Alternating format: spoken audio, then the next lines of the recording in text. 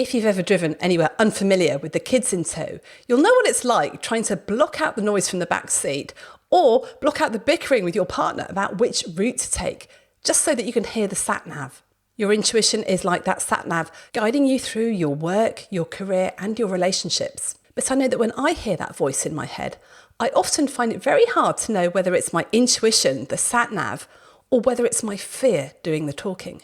This week, I'm speaking to business advisor Cathy DeMarcos. She helps philanthropists and other purpose-driven leaders look after their teams and themselves. There's so much to take away from this conversation, from financial literacy to finding out what's really important to you, and how to say no to the work that drains you so that you can say yes to the stuff that lights you up.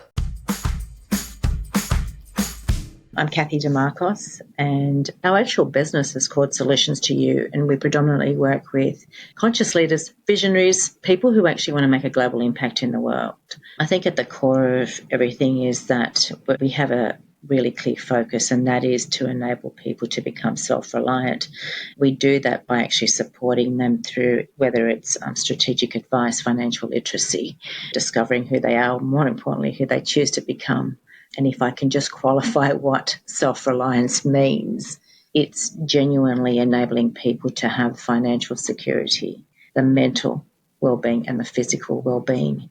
And so it's never to actually play that chase game of looking outside, to actually look at what you should be doing or who you are. I love that. And that's one of the reasons we got you on the podcast, Cathy. You're incredibly inspirational. But I think for a lot of the listeners to this podcast, we have a lot of doctors, a lot of people in healthcare, a lot of professionals in high stress, high stakes jobs. This idea of being self-reliant and this security thing is a really big thorny issue, because we're very, very used to looking out for other people all the time. And it's sort of literally written into the medical constitution in this country anyway, is you must always make the care of the patient your first responsibility. And that then means that quite a lot of the time we end up not caring for ourselves, not paying attention to our own security. And whilst we're very self-reliant in the way of we're very capable of doing stuff, and we don't like to be helped, I would say actually we do have a problem of self-reliance in that a lot of the time I think our physical, mental, financial health isn't that great because we're so busy caring for other people. I mean, is that a pattern that you've seen in other leaders as well that you've worked with? Oh, absolutely. Gosh, the law society, lawyers, the medical field, you are absolutely spot on. It's the what I call the basic things. You may actually recognize it, but then what you choose to do around that, you will justify, yes, but, I'm the only one that can help them. And especially like doctors, they've come to me because they trust me. Well, yes, but if you keep going, you're not going to be there. So then what? And who you're then actually letting down other than yourself is your family. Yes, the patients won't be there either, but you are letting everybody that you genuinely care for down first, including yourself. And that's hard, isn't it? Because we're sort of trained to react to the person in front of us and to the very short-term issue that we've got, rather than looking long-term and thinking, actually, if this pattern of behaviour continues, yes, I'm doing good here, right in front of me, but long-term, I'm not going to be doing good for the people I love the most. Do you know, first of all, I don't think that we actually recognise it, because, we make that decision in that spur moment of, and I can do this because it's just this. What we don't recognise is that it's a compounding impact. It's almost like stepping in mud. Well, you can keep stepping in mud. That actual mud is just going to keep being a thicker layer of mud, right? And so we place importance because we actually say, so in the medical field, well, who else is going to do it if I don't do it? And so there is an element of guilt. There is an element of responsibility, but we forget that the responsibility is actually you first. Gosh, we have it in planes, don't we? Put the mask on yourself first. Well, it's the same thing. Somebody can actually come and knocking on your door, but you've already actually got other commitments, but you're actually saying no to you to say yes to somebody else. And how often can you do that? It's not sustainable. It isn't sustainable. I know that lots of people just think it's very selfish.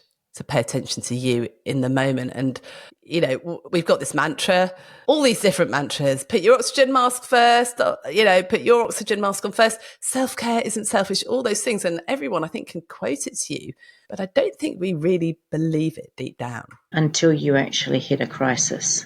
And that's when the realization hits. So, you know, at some stage, that cognition of, you know, what will happen should you not actually be able to continue, because it's no longer just about you.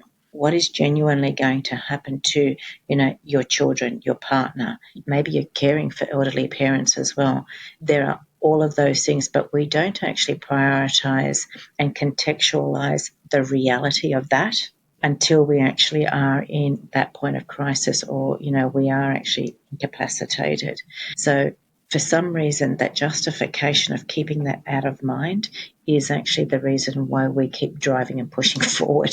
You talk about self-reliance, and I find it quite difficult to get my head around what self-reliance is. But can I ask you, what problems does it cause if we don't have any self-reliance? What does it look like when you're not got the self-reliance, the sort of self-reliance that you're talking about? So, you know, fundamentally it's security. If you are, and this becomes the perpetual journey that you are on, if you do not believe that you are in a position to be self-reliant, you'll continuously chase, whether it's chasing the money, being a healthy body without actually understanding that this is the status quo that you actually need to get to, not to what somebody else is telling you, because that's going to be right for them, not for you.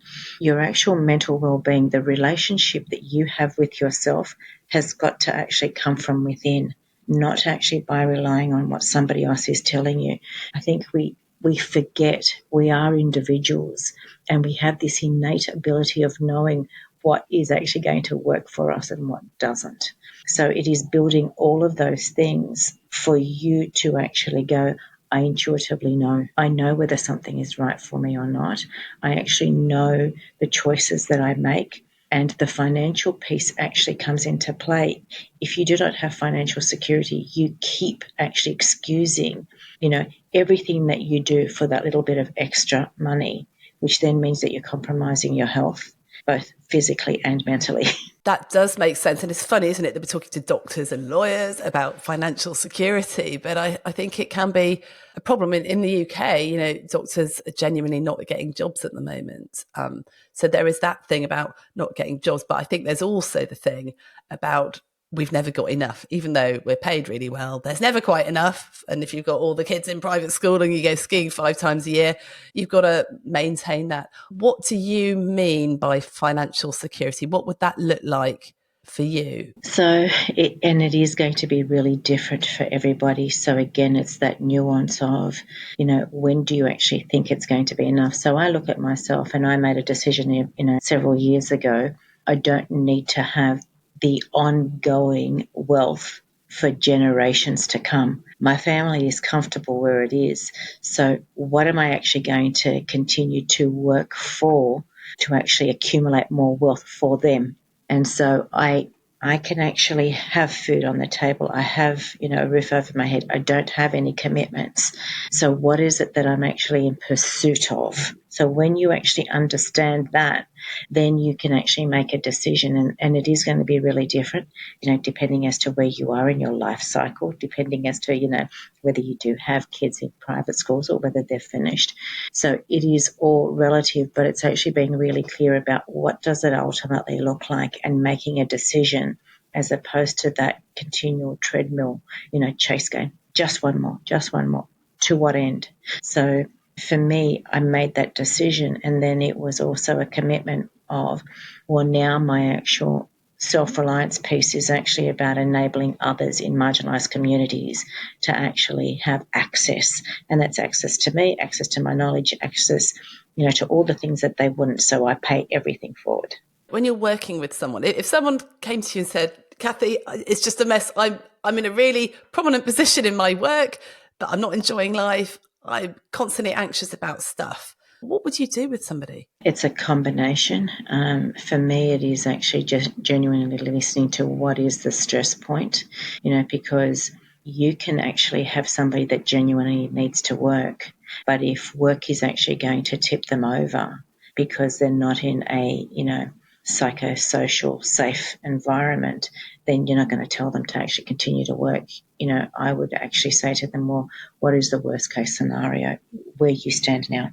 And sometimes that might be, well, I would have to actually sell my home. And then it is, well, what does that ultimately look like? Because you have to personally feel safe first. So it's not the finances, but it's actually about crystallizing the finances to then understand what does that ultimately mean.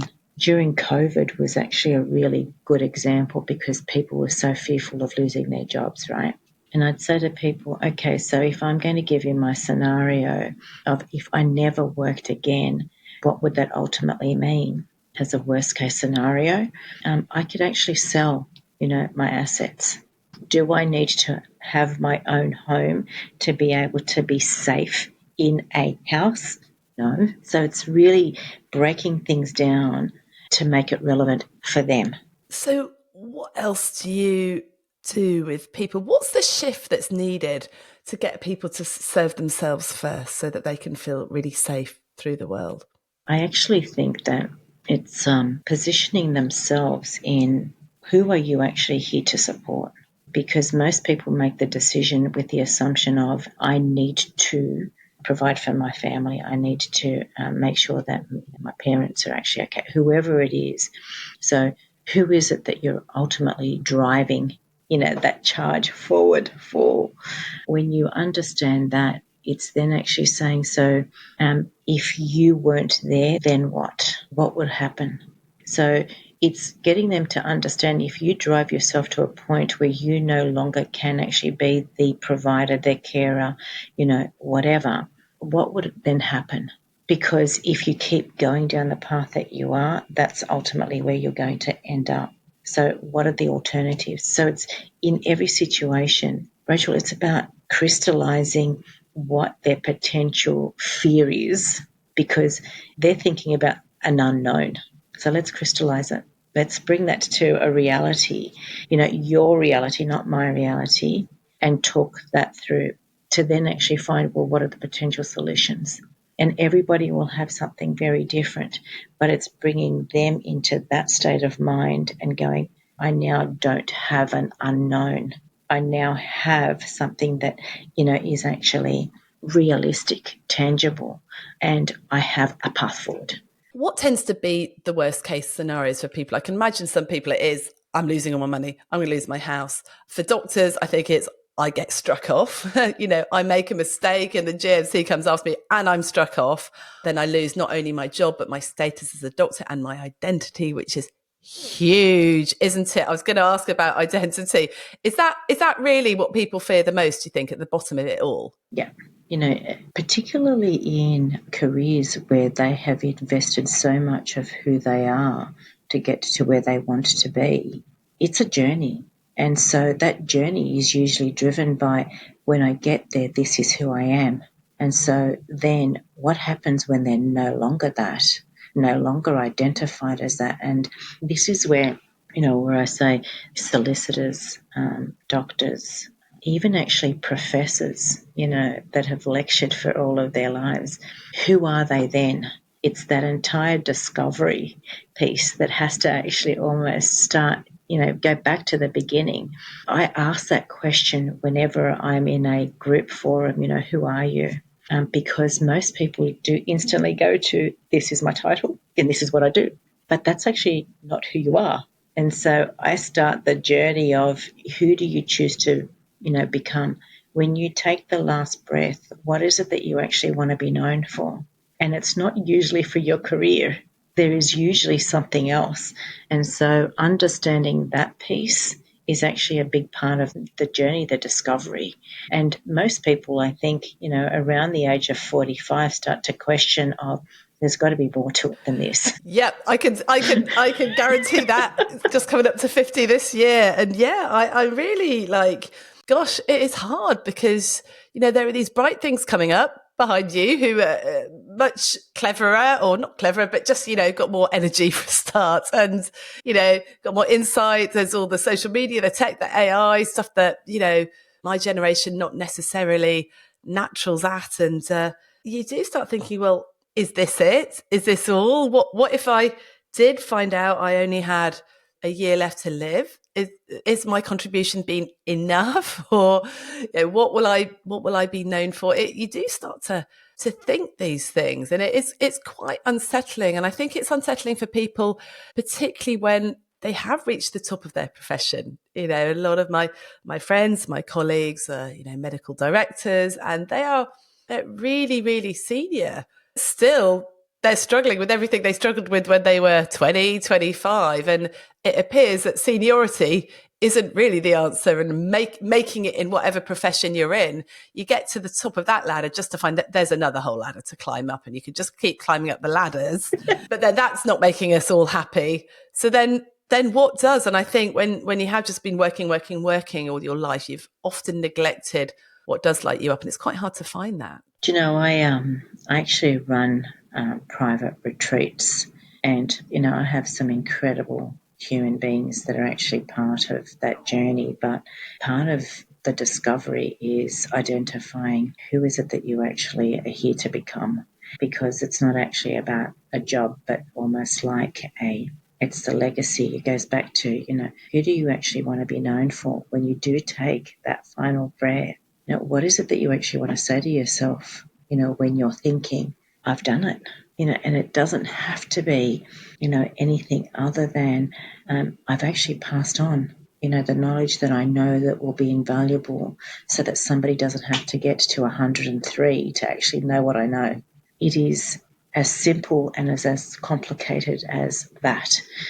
But everything that you do, then you start living, eating and breathing that in your personal life, in your charitable work. If it's actually your paid work, everything shifts so that it becomes a total alignment. So you have this incredible congruency that actually is driven from within. So if you've worked out what you want to become, or what you want to be known for, what you want to be remembered for, how you want to make people feel, as Maya Angelou says, what then stops us from becoming that? Is it that we have this lack of security and lack of self-reliance that we then can't focus on it? Well, first of all, you've got to overcome the hurdle of what you've always actually done being the only identity. And so I actually say you reach a stage where what you're actually here to do is so much bigger than you that you actually know that you can't do anything but. And so what stops you is actually the fear of actually understanding the depth of that, because the sacrifices that ultimately might come could be the person that's actually been with you for most of your life that doesn't understand it, because they've not reached that point yet. And sometimes that sacrifice might actually mean that you're going to go on that journey alone, and that could be scary. I often say to people, I am the most privileged person on this planet, and I genuinely believe that, because whoever actually crosses my path, it's actually been intentional. There are no coincidences, but I'm so clear about what I'm here to do. Had my husband not quite understood that, I would have to make the ultimate sacrifice. I've been married for 37 years, and so I have evolved. He's evolved, but where I've evolved is actually a very different place. He actually understands the importance of who I actually understand I am here to be. But I also would be prepared to make that ultimate sacrifice because I actually know what I'm here to be. Yeah, I mean, this it's tough stuff, isn't it? And I think, there will be some people listening to this podcast that are in relationships that are not ideal. They chose them, 20, 30 years ago, and both people have evolved. And while do not just go giving up on a relationship just for the sake of it, there's stuff to work through, isn't it? And you wouldn't do that without really thinking what you both want. But there's no point feeling trapped and stuck and totally miserable for the rest of your life, which could be another 20, 30 years if things are really, really not great and you're not on the same page. But that's for another entire podcast, and we probably need to get a relationship counsellor in. Yeah, who do I know? Who do I know I can get on the podcast? But I think the thing I just keep coming back to, Cathy, is how on earth do we know what we're here to be? Because I think, we hear all this stuff about resilience and purpose and meaning and meaningful activities, and that's really important. And I think there's probably another thing to add, and certainly personally, I've had a bit of a faith shift or religious deconstruction, in the past few years. I think a lot of people have as well. So the stuff that they were born with and they've always been brought up with is not really working for them anymore. And they're looking for different ways of expressing their spirituality and things like that. But I'm not going to go into that now. So you've got that as well. So you've got all that potential baggage from the past. You've also got the massive identity. And, some of these things, I think, people can use medicine like a religion. They really can. The doctor is, this is healing people and all this sort of stuff. And it gets so mixed up with actually who we are here to be. Do you think it's a choice who we're here to be, or do you think it's sort of like there is this one purpose for everybody? I think that the moment that we actually become aware of something, it becomes a choice.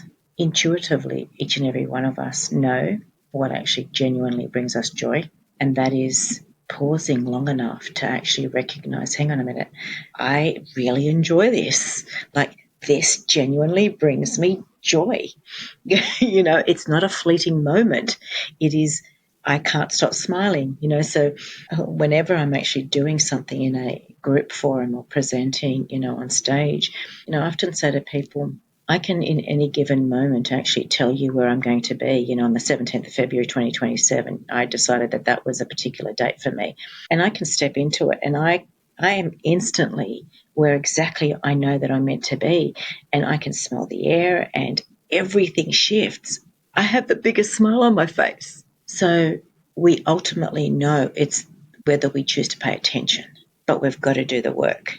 And we have to, I always say, get your roommate out of your head, start to recognize, is what you're actually thinking your roommate, which is actually, what you've been sold as a story from your childhood, from the environment, or is it actually your voice? So learn to distinguish your voice from your roommate, because your roommate is that annoying roommate that just never leaves. Yeah, I like that. We've done podcasts before talking about like the toxic governess in our heads that go, you should do this and stuff like that. Yes, I like that idea of it as a roommate.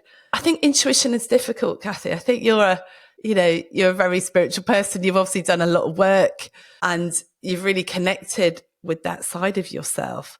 I think in medicine, we've just been trained to be very scientific and very factual, very logical. And I think we find it really hard to listen to our own intuition.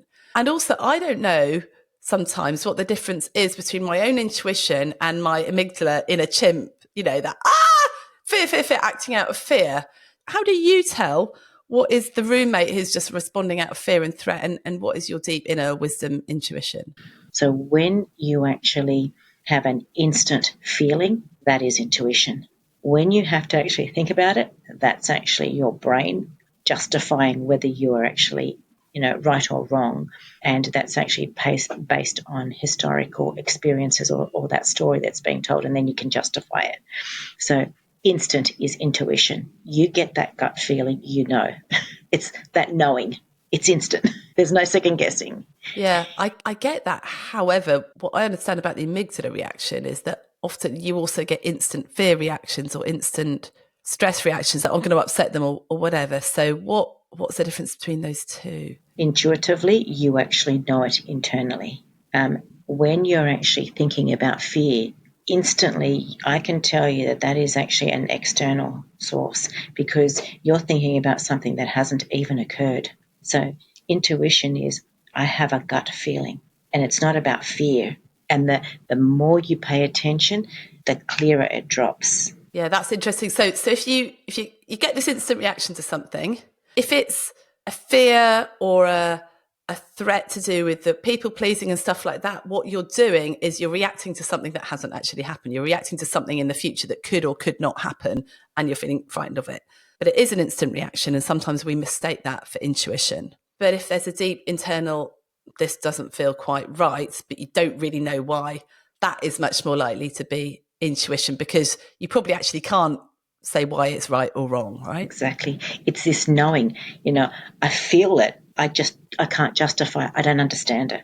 I don't know why I'm actually feeling like this. So if you can't justify it, and it's not based on something that may or may not happen or whatever, then that's likely to be intuition. It's interesting. I was listening to a podcast with Alan de Botton on it, the philosopher, and he was talking a lot about this this intuition and about how people ignore it because it's not scientific or whatever, but actually it's very scientific when you think about your unconscious brain picking up things all the time. It's picking up cues. It's storing memories of what happened and things like that. So actually, just because you can't immediately bring to mind exactly why you're thinking that, it doesn't mean that it's not absolutely valid. And he also said, and I love this, that thing that wakes you up at 3 a.m., that is often your unconscious brain going, excuse me, because it's not been able to get through all the chatter from the roommate. And I've really thought about that. I used to really hate waking up at 3 a.m. worrying about stuff. And I think definitely you can wake up at 3 a.m. and overthink stuff, can't you?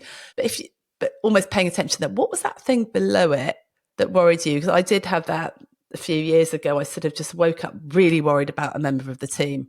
And I couldn't get out of my head. And actually, it turned out it was because they were totally in the wrong role, and we had to resolve that. But it took waking up in the middle of the night going, oh my God, there's something really wrong here. So, once you actually start paying attention, and that is the key, so I'm glad you said that, but once you start paying attention, it is so innate that you could be anywhere in the world and you will wake up in the middle of the night and go, oh my gosh, I need to ring.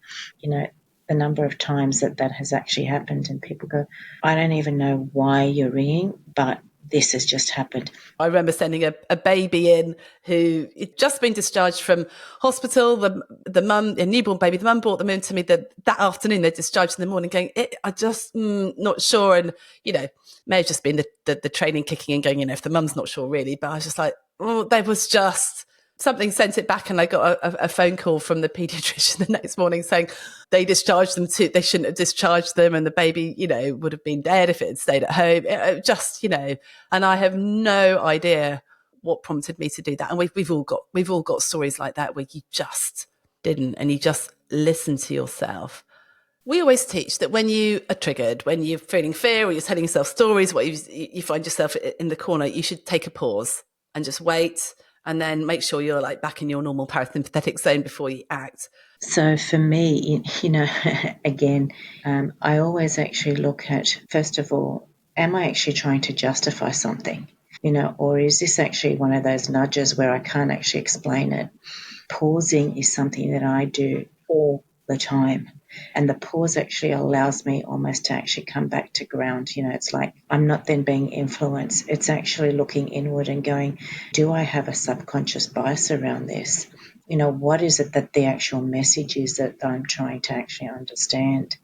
And how do you actually do that grounding, Cathy? I want details. I want practical. What do you do? Do you sit in a chair? Do you go for a walk? Do you journal? So if I'm on stage and something actually happens, I will literally it is basically just put my feet down, grounded, actually see my feet touch the ground, flat-footed, and literally say, I actually need to just ground myself because I've gone out there or I've gone wherever. So it's being present. I think Eckhart Tolle, actually talks about being present. That presence is actually about grounding yourself and not actually drifting into whatever your mind actually tries to get you to pay attention to. For those of us that aren't so used to listening to our intuition and what we really want and who we really want to be, where would you start? Because I guess it's like anything, practice makes perfect. The more you practice it, the more you try and do it, the easier it will get. Where did you start with it all? Paying attention, what were the things that kept repeating on me to teach me the lesson? Because let's be real, you will have actually come into a situation and you think, that was really silly. I already knew that, so how come I did that again? And genuinely, that is because you've not paid attention to your intuition that tried to stop you, but we justify it. And as much as I practice, I always say, Rachel, life is about practicing to live. It doesn't stop. There is no destination. So you're not going to tell me that you're this master at it now and it's dead easy and it's never going to... No chance. So you're just going to keep going. No chance. Yeah. But practicing's got to be fun, right? Hasn't it? And I guess I'm thinking a lot about this at the moment that, with all these sort of self-help techniques, these self-improvement techniques, we think that there's going to be, this time where we're absolutely self-fulfilled and everything's great. Actually, we don't want that to happen because that would be really boring. And you've got to enjoy the journey. You've got to enjoy what you're doing as you're going along, so that when you get your destination, it's like, it actually doesn't matter whether you get to your destination or not, because the journey has been great. And I think what a lot of us are doing is we've got it completely the wrong way around. We're self-sacrificing now to get to some destination in the future, which doesn't help. So we're miserable. And then we're also paying attention to these negative emotions now, rather than investing in the future as well. So we've got this weirdly the wrong way around. Whereas I think if we can start to overcome these negative emotions now that stop us having those conversations or making those difficult decisions, that will help us in the future. But also, let's stop putting all our eggs in the future basket, and start really living now and doing what's going to bring us joy now, right? Yeah, absolutely. People say to me, there's always this perception about, you're always so busy. And I keep thinking, oh my gosh, I actually don't believe in busy.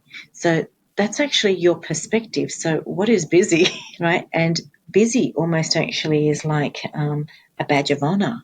Let me just keep going.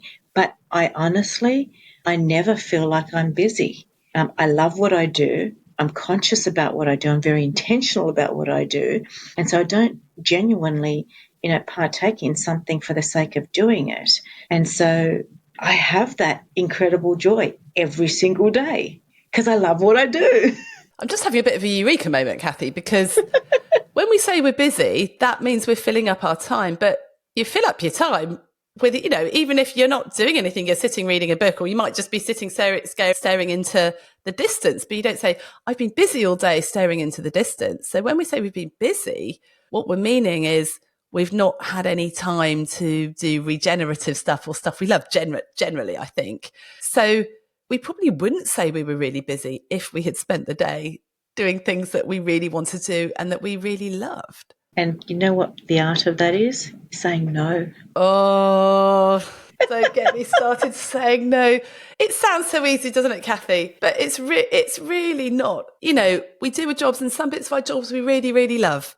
But I always say, well, there's always got to be those bits of jobs you really don't love, like particular types of examinations that I really hated doing, or admin and stuff like that. But as long as you're loving, 80% of the rest of it, that's great. I think there's a lot of people listening to this that only love 20% of their jobs, and that's just that's not a joyful life, is it? Far from it. But part of it is saying no. And people will say, well, there's stuff you just can't say no to because it's part of your job. But then there's stuff that people really fear saying no to. I mean, how do you say no? How have you managed it? How would you advise people to do it? Do you know, I say no to all the things that I genuinely don't like doing. Why? Because it can be outsourced. It's much better for me to actually do the stuff that I love for two things. The efficacy and the efficiency is actually going to be at a heightened state because I actually love what I do. Then they go, well, it's going to cost you. And I think, well, it actually costs me more for me to do something that I don't like to do because I'm going to avoid it. I'm probably going to make a mistake and it's going to take me longer. So actually, it's not cost effective. So let me give it to the person that actually enjoys doing it. Yeah, although I'm getting a lot of yes buts. I guess when you run your own business and you get your own organisation, it's easier to make the decision to outsource stuff. I think I know lots of people, and I've got all these objections myself, but also can answer the objections. But in the medical world, they're absolutely strapped for funding. There's lots of people off sick. There's lots of vacancies. So a lot of the time, we talk about delegation all the time. People say, but there just is nobody to delegate to or to outsource to. What would you say to somebody who genuinely doesn't have anything? So structure. Okay. Structure your day. People say to me, so how do you actually decide what type of work you do? Well, first of all, I'm really clear around that. So this is where my strategic analytical self comes into play.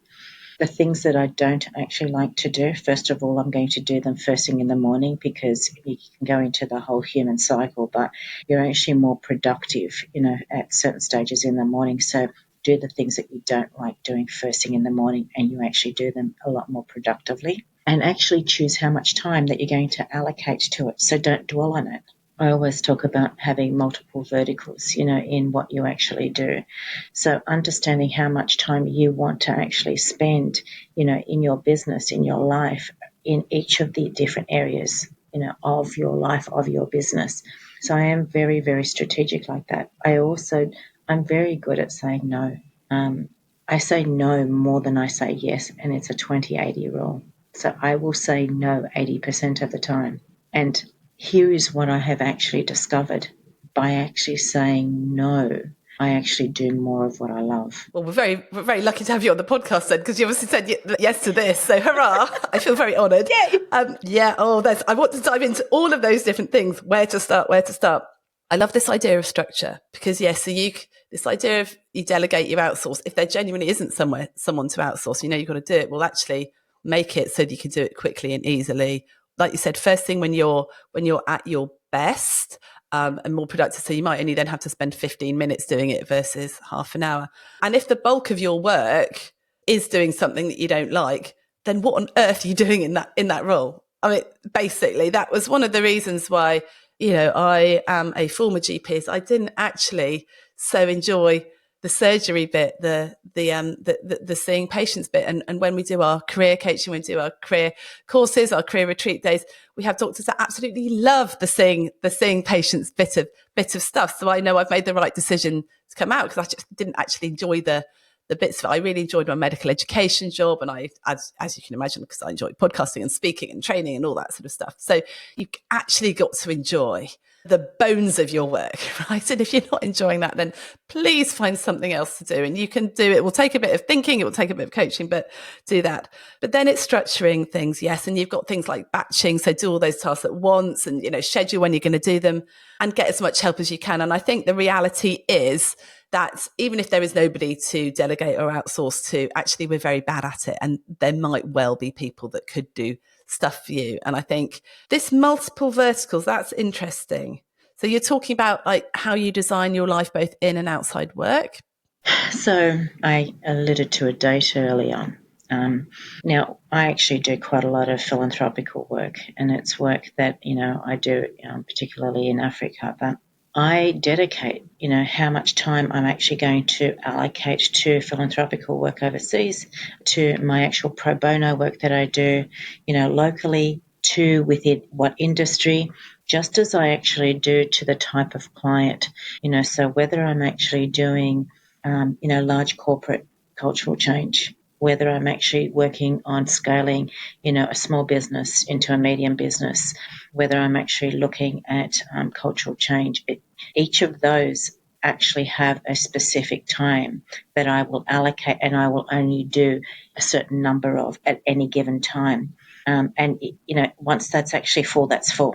I will not take that on. That's why I actually said, I'm very good at saying no, because I want to actually enjoy having the variety of what what I'm good at and what I actually enjoy doing, and not be bored, not have the same thing. I love that. And actually, in one of our very, very first podcasts, Dr. Liz O'Riordan, who's a breast surgeon who's had breast cancer herself, she was talking about what she advises her registrars, particularly when it comes to audit projects and stuff like that. So obviously when you're a doctor in training, you need a little bit of research. You obviously want stuff for your CV.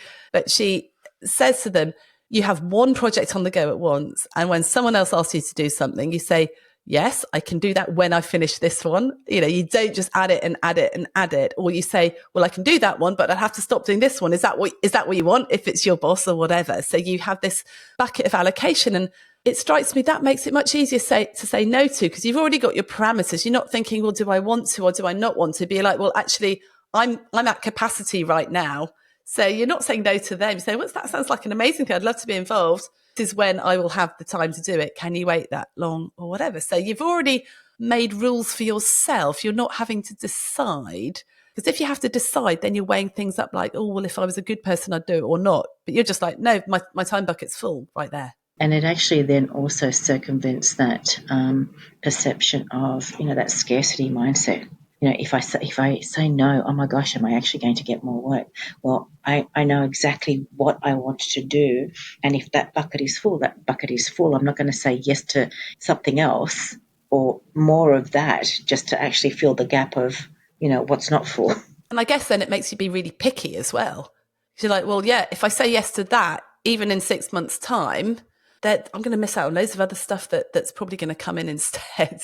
Exactly. I think that's when I think about our listeners and medics and healthcare professionals, there are always extra projects that they've got on, the extra things they're being asked to do. I was talking to a friend the other day. They've been asked to take on a particular role in a particular college, and, you know, they weren't sure. It seemed like a really good opportunity, but did they want to do it or not? And it was because it had been there and they'd been asked. It's flattering to be asked. It's nice to be asked. It's nice to be involved with stuff. But these opportunities come in all the time, don't they? And we often just jump at it because we've been asked, and then we feel guilty by saying no. But actually, if you say no, they'll ask somebody else, and that other person will probably be just as good, probably better at it if you're not really loving it. I mean, we have in one of the communities we run, Permission to Thrive, this saying, which is originally from Derek Sivers, who I absolutely love his work. But yeah, it's either a hell yeah or it's a no. Yes, exactly. How do you know if it's a hell yeah? Are we back to the old intuition? Yes. Somebody actually asked me, how do you decide whether you're going to go ahead with something? And the first thing is I intuitively know. And it's a very, very quick yes, just as much as it is a no. And then I actually look at the analysis of it. Then the strategy actually kicks in. So intuition first, not based on fear, but based on this sort of deep inner knowing that you probably can't explain. Then you think about the strategy of how you're going to do it. And I'm very purpose-driven. So, you know, if it's actually about a business, if that business doesn't actually incorporate, you know, some sort of social impact, it's a straight-out no. And how much are you driven by finance? Because, like, we all need to make ends meet. And I guess that is something that is a difficulty. You know, if you're in a GP practice, you've got to pay your staff, you've got to keep the lights on. And there are lots of things you'd love to do that do have impact, but they cost money. You might not have that. So you have to pay attention to finance. So how does that work when the two actually might contradict each other? So I always say money is actually energy. So you need to actually know what your money needs to be delivering for you. You know, so, and when you understand that, then you actually do the work the other way around. You know, so for me, here's my driver. The more money I make means the more projects that I can actually run. But it won't actually be to the compromise of I will not take on a job if it's a transaction, full stop.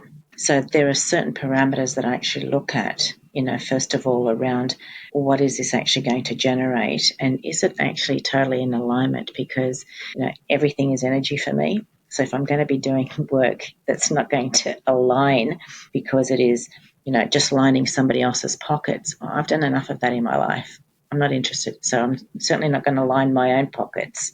I'd say we've all done stuff because it paid well, and then we totally regretted doing it. And it's been an absolute joy suffer. And the money does not make up for the pain of having to do something that you don't enjoy, you don't love, or is not in alignment with you. Totally. I've got much more joy from doing free stuff that's been in total alignment than paid stuff, which really hasn't. So when you actually make the driver the thing that you love, the money actually comes. That includes pro bono stuff. And as odd as that may sound, that is the reality. Do you believe that the money always does flow when you're in alignment? Or do people get into issues? I think the biggest fear is someone does what they feel really aligned with, and then just the money doesn't come in, and then they're completely destitute. I will actually say that what happens in that situation, doubt comes in. And the second that doubt comes in, everything actually shifts. So you would actually understand, right? Neuroscience has actually shown us that what we actually think is what actually becomes our reality. So the second we actually shift our line of thinking to, oh my gosh, I don't think I've done the right thing, and now I'm going to be in crisis. Well, that's actually what happens. You then are in crisis. You can't actually have, you know, one moment of belief and then you actually go into doubt, because the doubt will actually overrule. And so that's what actually happens with money as well. So you can get to these very fear-based mindsets, yes, and then you end up chasing the wrong thing, and so on and so forth, yeah. We do a whole other thing about money mindset, yeah.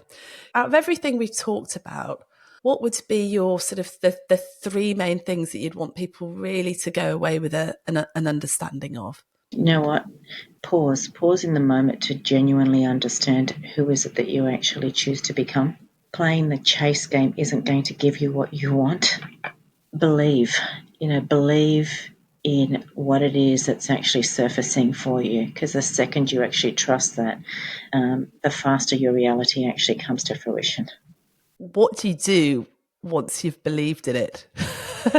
I know that's like the $1 million question, but I can believe in anything, I guess. If I was actually standing right next to you, I would actually be able to say to you, okay, well, if you believed that you were a frog, I can tell you that you could tell me that you believe that you're a frog, but your body will actually tell me that it's not, and that'll actually be a muscle test. And we all know that, right?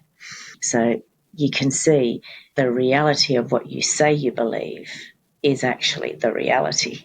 You cannot actually tell yourself a lie and say that that's my reality, because it's not. So subconsciously, you know that. Yes, and we all know that you are not a frog. Had to get that one in. Yeah, but there is something about believing in possibilities that aren't there yet, though, as well. I guess, even if you can't actually see that reality. Yes. That's hope, I think, isn't it? That's what hope is. It's hope to the point of crystallization, where you actually know what that reality looks like. Wonderful. Oh, we could keep talking for ages, Cathy, but I think we're probably going to have to leave it there and get you back on the podcast another time, if that's okay. Cathy, if people want to find out more about you and about your work, where could they go? My website, so solutions2u.com.au, and the 2 is the number 2. That's probably the easiest. Lovely to speak to you, and we'll speak soon. Thank you. See you. Bye.